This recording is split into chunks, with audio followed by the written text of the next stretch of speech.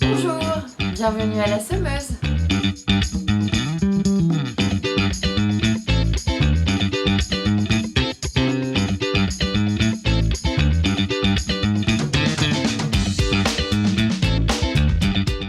Je crois beaucoup à la vie associative, qui est un véritable espace de liberté, qui permet à la fois de promouvoir des valeurs universelles et de se mettre au service des autres, quelles que soient leurs conditions.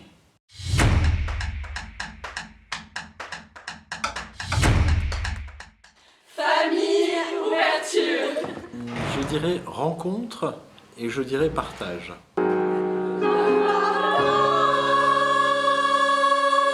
Famille et plaisir.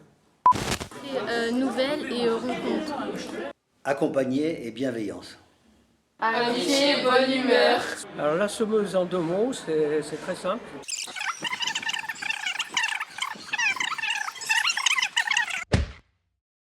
Chance et passion.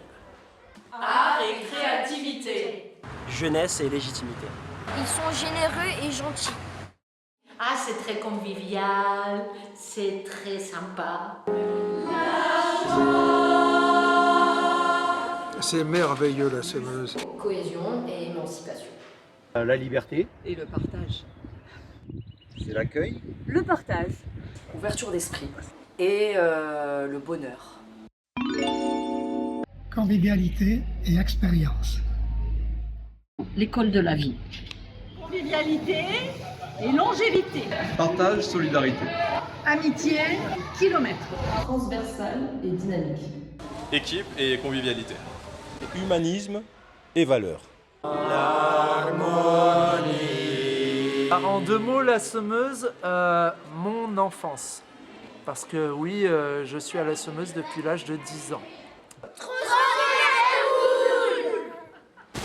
Échappatoire. Et bonheur. Accessibilité et ouverture. Melting pot et convivialité. Liberté, joie. Solidarité et sociale. Foot, transvie et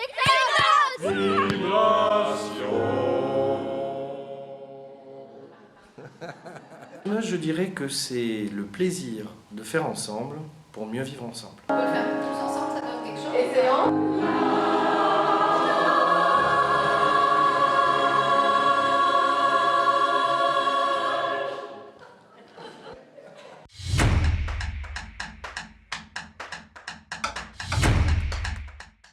L'histoire de la Semeuse, ce sont des générations d'hommes et de femmes de conviction qui ont apporté leur pierre à l'édifice. Mais laissez-moi vous accompagner 120 ans en arrière. En ce début du XXe siècle, la population du Vieux-Nice est essentiellement ouvrière.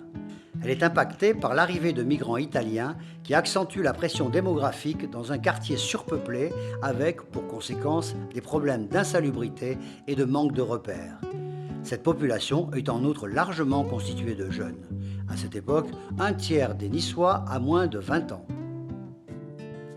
En 1904, devant cette situation, Monseigneur Chapon, évêque de Nice, adepte du catholicisme social, charge l'abbé Porcier de mettre en place, dans le haut du Vieux-Nice, un patronage dans les locaux d'un ancien monastère sur la paroisse de l'église du Jésus. L'abbé Porcier fait appel à des notables de la ville pour en devenir les fondateurs. Ceux-ci se réunissent autour de Maître Issautier et décident, pour trancher sur le nom à lui donner, de tirer à pile ou face entre 2 propositions. La pièce de monnaie s'immobilisant sur la face de la Semeuse, les fondateurs s'accordent sur ce 3e nom conquis par toute la portée symbolique de cette figure allégorique. Le 17 septembre 1904 est née la Semeuse. Le patronage a pour but premier de préserver les jeunes gens contre le mal qui les guette dans la rue.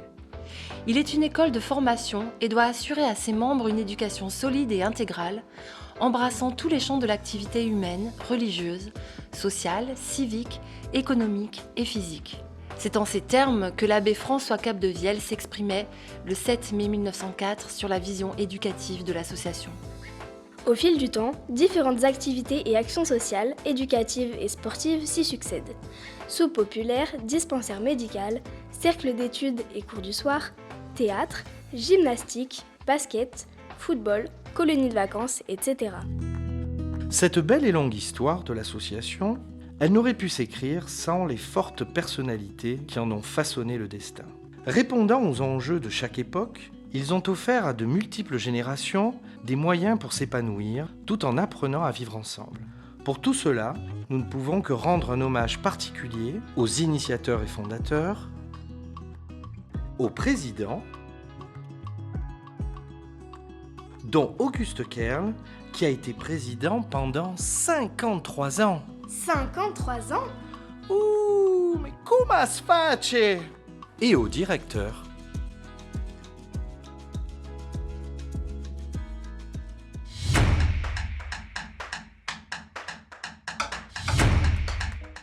Tout au long de l'année, grâce à ses équipes de professionnels et à ses 250 bénévoles, la Semeuse propose à ses 5000 membres la pratique de nombreuses activités sportives, éducatives, culturelles et de loisirs. Accueil collectif de mineurs, séjours de vacances, spectacles, conférences, natation, tennis de table, football, musique, danse, théâtre, arts plastiques, avec plus de 60 disciplines différentes.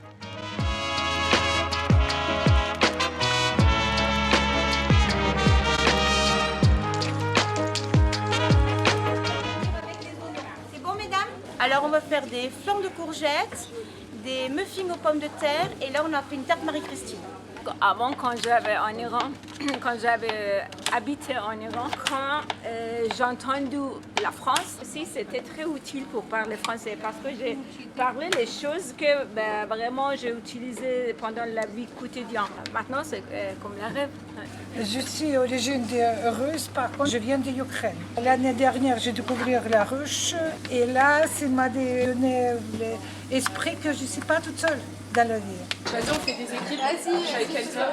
Hello, la balle, qu'est-ce que tu fais? J'ai adoré à la fois les valeurs de la Semeuse, la mixité qu'elle pouvait proposer et l'étendue de tous les volets de l'éducation populaire en fait. Ce qui nous intéresse, c'est d'abord les jeunes. Vous voyez, ici, on va essayer d'aider les jeunes pour qu'ils puissent avoir un avenir, qu'ils puissent choisir leur avenir.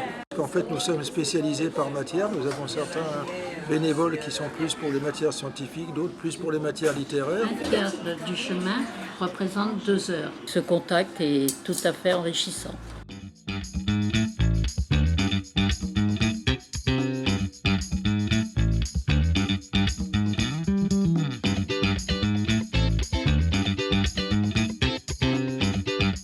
On est aux abords des établissements, pour les jeunes, avec les jeunes. On discute avec eux et on fait attention. À chaque fois que ça peut dégénérer, à chaque fois, surtout dans ce collège ici, il y a souvent des bagarres, ça dégénère souvent. Ils sont toujours là quand il faut, mais ils arrêtent les bagarres.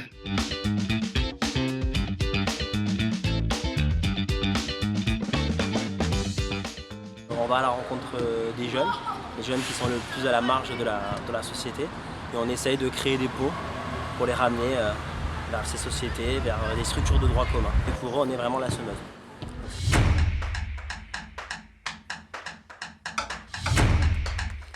Le défi, c'est d'essayer d'être auprès des gens, mais aussi surtout en adaptant aux besoins de l'époque.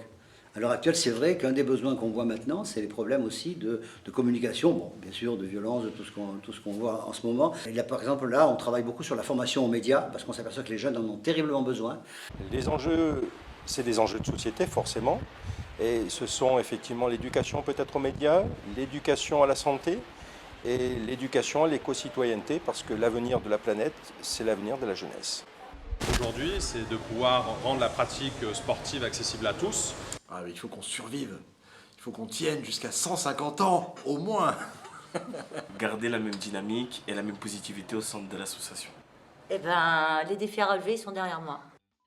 Il faut qu'on soit dans l'éducation à l'éco-citoyenneté.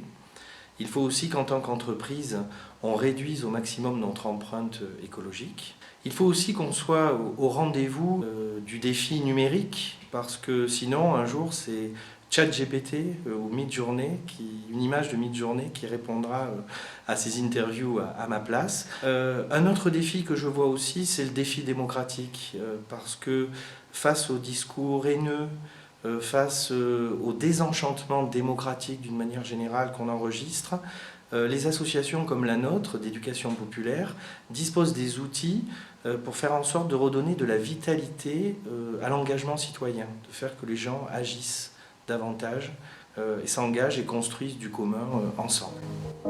Face aux grandes transformations et aux différents enjeux de la société, l'association évolue et s'adapte tout en restant fidèle à son projet éducatif.